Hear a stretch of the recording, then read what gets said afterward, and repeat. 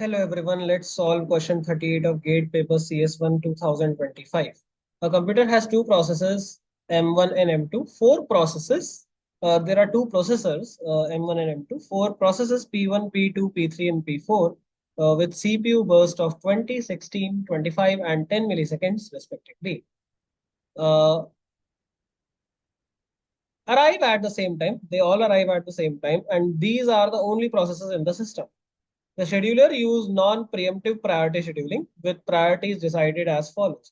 M1 uses priority of execution for processes P1 greater than PT greater than P2 greater than P4, i.e. P1 and P4 have highest and lowest priority respectively. M2 uses priority of execution for processes as P2 greater than P3 greater than P4 greater than P1, i.e. P2 and P1 have the highest and the lowest priorities respectively. A process PI is scheduled to a processor MK if a processor is free and no other process P of J is waiting for the higher priority. At any given point of time, a process can be allocated to any one of the free processors without violating the execution priority rules. Ignoring the context switch time, what will be the average wait time for a process in milliseconds? So there are many keywords here. We have to understand all of them before we jump into the solution. Okay, so let's first solve all the prerequisites related to this particular problem and then we move forward. So let's first understand some CPU scheduling concepts. So let's first understand what non-preemptive scheduling is. Process is assigned to CPU, it runs until completion. Once a process is assigned to a CPU, it runs until it is completed in non-preemptive scheduling. No other process can replace or interrupt in its midway. Let's talk about priority scheduling. So each process has a priority. Higher priority process are selected first. And in this question, priority order is different for each processor. What is the waiting time? Waiting time for a process is time spent waiting in the one ready queue, waiting in the ready queue before it starts execution. Waiting time is the total time spent uh, for a particular process in the ready queue before it starts executing. So waiting time is basically start time minus arrival. Since all process arrive at time 0, waiting time is equal to start time. Okay, all the process arrive at time is equal to 0. Okay, initially, like if it specifically mentioned the arrival time in a hypothetical scenario, then it is other, but normally arrival time is 0. Okay, average waiting time. Average waiting time is basically summation of all the waiting times versus upon number of processes. Multiprocessor scheduling. Two processor M1 and M2, four processes P1, P2, P3, and P4. Each process has its own priority rule. M1 and M2 has different priorities where M1 is P1 greater than P3 greater than P2 greater than P4 and M2 has P2 greater than P3 greater than P4 greater than P1. This is what is given to us. And the burst time given for P1 is 20 ms, P2 is 16 ms, P3 is 25 ms, P4 is 10 ms. What is the strategy of scheduling? We will simulate a step-by-step process at each time. Till all the process arrive at time equal to 0. Both this processors are or the both my CPUs are free at time is equal to 0. Assign the highest priority eligible process to each processor based on its own rules. So now let's start writing at time is equal to 0. So what will happen is at t is equal to 0, M1 and M2 both are free. So let me write that. M1 is free and M2 is free.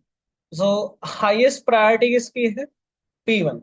So I will assign P1 to M1 and on M2, uh, the priority order was P2 greater than P3 greater than P4 greater than P1.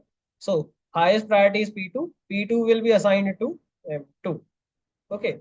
So you can see now that P1 is assigned to M1 and P2 is assigned to.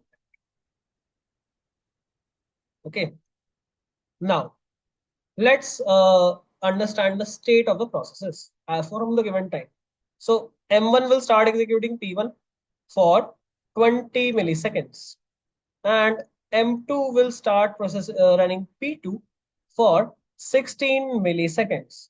Remaining process in the ready queue, waiting for it to be started, are P3 and P4. So they are inside a ready queue. Let's call this a ready.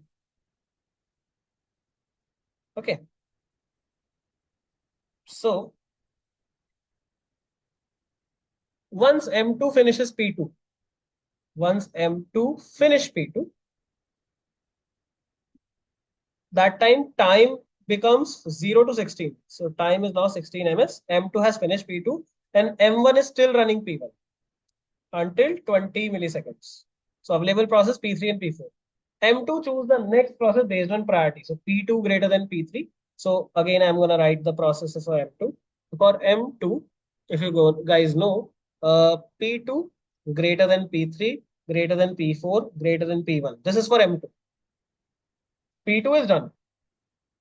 So P3 is obviously greater than P4. P3 will be picked and P3 will be assigned to M2. Process 3 will be assigned to M2 now. Okay. So M2 will start running P3. M2 will be assigned P3 at T is equal to 16 milliseconds. P3 has 25 ms. P3 will take 25 milliseconds to finish. So it finishes at 16 plus 25, that is 41 milliseconds. At time 20 ms, basically the P1 process 1 will be executed completely in uh, okay. So M1 will now choose on the basis of priority. From processor will choose on the basis of priority. So P1 is greater than P3 as given in the question. P1 greater than P3 greater than P2 greater than P4. P1 and P2 are done. ये दोनों हो चुके. P1 by M1 and P2 by M2. P3 is already running. P3 is running with, so this is done. This is done. P3 is running with M2. So P4, which is left, this will be assigned to M1.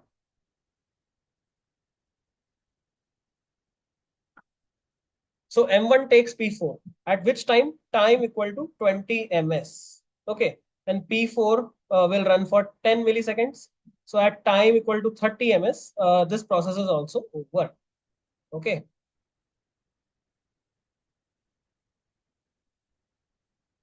So let's understand waiting time for all the processes. Okay. So P1 starts, let me write start time, burst time, and waiting time. So started at 0, burst time is 20, and waiting time is 0. Let's talk about P2. Starts at 0, burst time is 16, everything in milliseconds, and waiting time is 0. P3, it was there in ready queue. So which one of them 16 will be over? So its starting time is 16, burst time is 25, and waiting time will be 16, obviously. P4, uh, so P1 will be over at time 20 milliseconds. So it will start at 20, it will run for 10 ms and it will end at 30 milliseconds. So the waiting time here will be 20 milliseconds because it waits before it gets out of the ready queue and start assign. It will be assigned. So let's understand the average waiting time here. So the average waiting time will be 0 plus 0, summing all of them, summing all these values. So 0 plus 16 plus 20, that is 36 upon total process is 4. 36 upon 4 is equal to 9 milliseconds. So 9 millisecond is the answer.